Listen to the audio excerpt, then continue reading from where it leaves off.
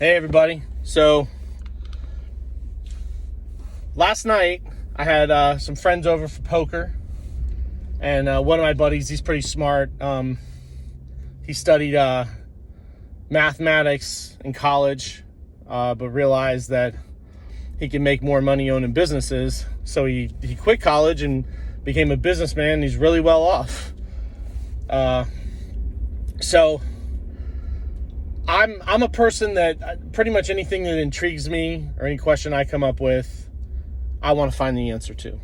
So I was telling them about a week ago, I came to this revelation. It was revealed that my concept of, and listen, I study everything. So I study, physics, geometry, mathematics, human behavior, psychology, electromagnetism, pretty much anything I can find and tie together. I pretty much tie it together, try to figure out why the why happens. I guess it is. So this one's going to be on the sun. And I said this to him. I told him, I kind of gave him my perception of, or my perspective based on research and understanding and rationalization and, searching of the sun and light, how light works. So, and this has probably been about 6 to 9 months I spent rationalizing this, and it's only been the last couple of weeks that I came to this realization, or at least I came to an understanding that I could rationalize. So, this is about the sun and light. Now, when I said this to my buddy goes, have you told NASA this perspective? And my response to him was, what do I need to tell NASA for? They already know everything. They already have all their PhDs and certificates, and they are already so as proud as they could possibly be. What could I possibly tell NASA or any other scientist that they don't already know?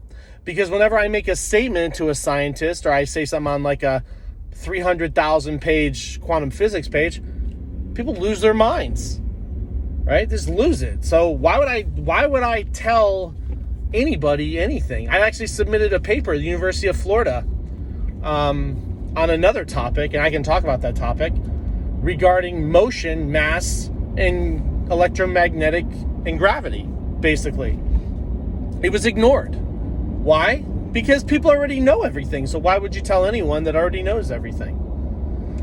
So I'll tell you guys, and whoever reads it or listens to it, you can listen, and whoever doesn't, don't. I'm not really worried about it. It's my opinion. I just want to keep it. So that's my perspective on that. On the sun. So this is what I conceptualize the sun as, and light, how light works. The sun is a tear in the fabric between the electromagnetic realm and the atomic realm, or matter realm, elemental realm. So because there is a differential of matter between the matter realm and the electromagnetic realm, and there's this hole in that place, all matter is being sucked into that tiny little hole. It's being compressed,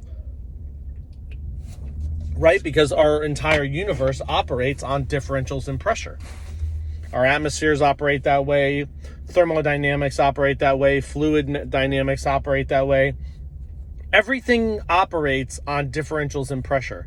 If you want something to move, or you want to induce movement or tides, you have to give it something to pull towards.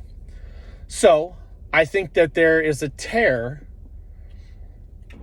between the fabric of electromagnetics, of the electromagnetic field, and the atomic field, or the atomic realm. And all matter is being sucked into this, inside this thing, thereby compressing it down, right? So the question then becomes, well, why does the sun generate light. Well, when you take matter and you compress anything, even if you compress a gas, it creates heat, right? But it's not that it's creating heat in the concept of heat. It's the compression of molecules that creates the heat, right? But really, what is heat? Heat is a vibration of atoms. That's really what heat is, right? Heat comes from atoms vibrating at a higher speed or higher frequency, and then you get, right, once they compress, now you have it reaching the observable light spectrum, right? Because that's what spectrum is. Spectrum is light, red all the way to ultraviolet, right? Infrared to ultraviolet, that's light.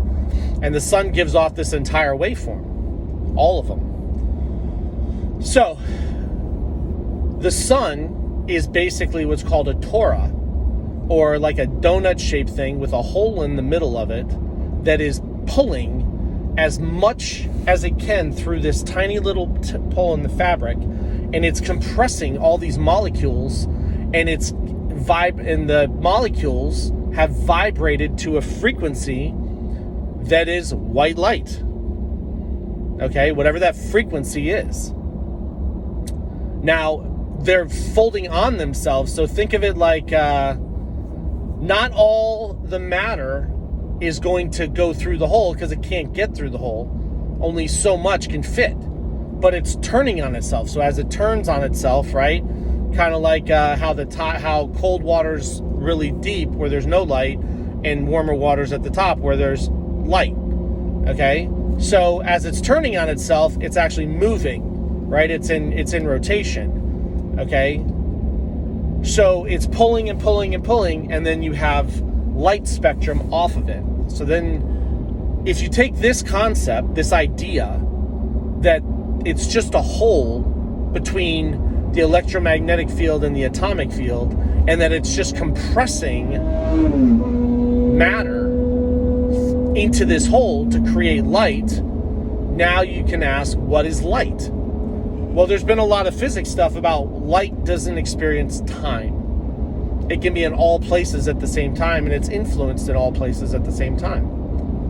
I agree with that. I don't think light does experience time. The reason light doesn't experience time, in my opinion, is because light's a wave. There's no particles. There's no movement. It's a wave. Some people are like, well, the sun's really hot. I don't think the sun's hot. I think the sun's actually really cold. The reason I think it's cold is because, well, the sun would be hot at its core, but around it would be cold. The reason, okay, is because the sun is electromagnetic. And light and lightning and electricity is cold. So people then say, or I've had people ask, like, well, then how do you get sunburned? Well, it's you. It's resistance. It's the way the incandescent light works, right? It's in a vacuum, which is what space is, and then you run electricity through a coil or a piece of metal, and because there's resistance, because the metal's small compared to the wiring, you get light. That's how light is generated. Well, it's basically the same concept. So then light is not a particle. Light is a wave. So the easiest way to conceptualize it, okay, so we understand resistance, right? So that's why you can have different people that have different resistances, or they get burned differently even though they're on the same beach. The reason that they get burned differently when they're on the same beach is because they have different harmonical frequencies based on the light that they're receiving. That's it. That's why. It's your harmonics. It's your frequency that causes the higher resistance, and the higher resistance is what causes you to get burned, because that's what causes heat, right? So if you want to conceptualize a wave, think of putting like a boat in a pool, right? So you got a pool and the boat's at one end and you're at the other end. Now your physical structure creates a visible matter, right? That's what we are. We're visible. So I want to influence the boat, but I can't reach the boat. So I'm going to influence it. I can't make it do something because I can't get my hands on it. But I can give it a nudge, right? I can push the top of the water, which will create a ripple effect of waves, right? Waveform. And that waveform will influence what the boat does. The boat will hit the waves and start to move around. That's basically how light works. So, and it also would explain why different color objects actually have different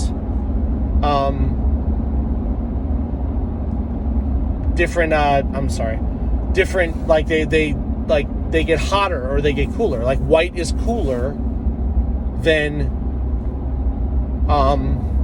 black. Well, it's not that white's cooler, it's that white has less resistance to light than black. Black has a lot of resistance to light, so therefore it gets hotter because there's more resistance. So then it heats up, breaks down faster, right? Higher temperatures. So that's my explanation. The darker you get, red would be warmer, orange, green. Then you get to blue, you get to cyan, right? These are the color spectrums. You get to cyan, and then you get to red, green, blue. So red, green, and blue, right, are going to absorb more light. Cyan, yellow, and magenta have less resistance to light, the light waves itself. So that's my perspective. That's my perception. It's mine. You guys are welcome to do with it what you want. If you got PhDs, I'm really happy for them. I'm not a certificate guy. So, and I'm not down in education. Okay, I went to college and stuff like that too. I don't have a bachelor's degree.